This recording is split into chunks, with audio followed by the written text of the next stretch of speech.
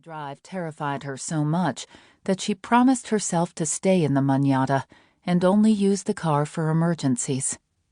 But after a few weeks, the dry dust made Leona's skin itch, and the nearest water source, a little tributary of the Mara River, was low and thick, too muddy to bathe in. Leona didn't miss much from home, but she did miss the feeling of a shower, the water soaking her hair and skin. She couldn't stand the way her skin felt, the way her body stank. She wanted a hot shower.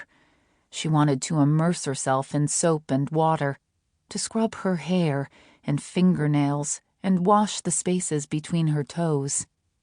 Her yearning to be clean was visceral. So only 6 weeks after her arrival, she packed an overnight bag and drove to Narroch to spend the night at the Chobani guest house. The hotel was small and cheap, mostly used by safari guides and the occasional shoestring tourist or traveling Peace Corps volunteer. But it was clean, and with electricity, running water, and a real, if old, mattress, it felt luxurious to Leona. The sky outside was darkening and cool when she arrived. The purple dusks in Kenya were short. Night came quickly. Leona turned on all the lights in her room and laughed at how easily they flicked into brightness. The manada had no electricity. After she scrubbed the dirt from her skin and scalp and stood under the warm, rusty water until it ran cold, she dressed in clean clothes, the one set she hadn't worn yet, saved in the bottom of her suitcase. Until now, she'd only smelled it occasionally. The scent of the American detergent lingered in the fibers and reminded her of home. She felt new and lighter somehow, cracked free of her dusty shroud. With the smell of floral shampoo still lingering in her hair, Leona went down to the hotel's cafe to order a drink. The bar was wooden-walled and dark.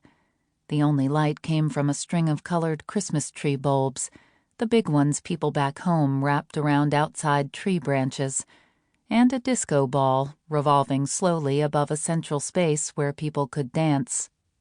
There were no dancers that night. Maybe it was still too early.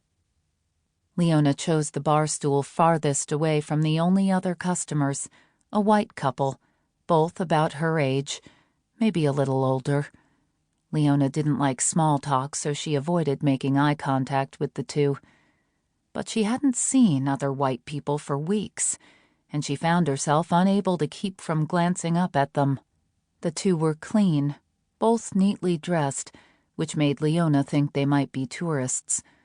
But the woman turned slightly, and Leona recognized the logo of a well-known anti-poaching foundation on the front of her T-shirt. The woman was pretty, petite and blonde with a sunburn spot on her nose and rosy pink cheeks. She watched the man intently as he spoke, his body movements fluid as he gestured with his arms, acting out the story he was telling her. The man was attractive, square-shouldered and blonde, with large tan hands. Leona forced herself to look away and focused her concentration on gathering the right collection of Swahili words to order a beer. She felt the sudden lightness of joy when the barkeep slid a sweating, brown Tusker bottle her way. She didn't bother asking for a glass. The beer, after so long without alcohol, made her feel luminous and unencumbered. The couple laughed loudly, and Leona glanced at them again. The blonde woman was standing, holding out a bill, which the man waved away. He turned to the barkeep and said something in rapid-fire Swahili.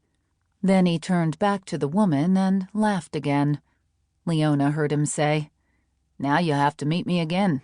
Next one's on you." Leona watched him watch the woman walking out of the bar. She wondered if anyone had ever watched her with that intensity. Halfway through her second beer, she found she didn't mind when the blonde man slid his stool closer to hers and offered to buy her another drink.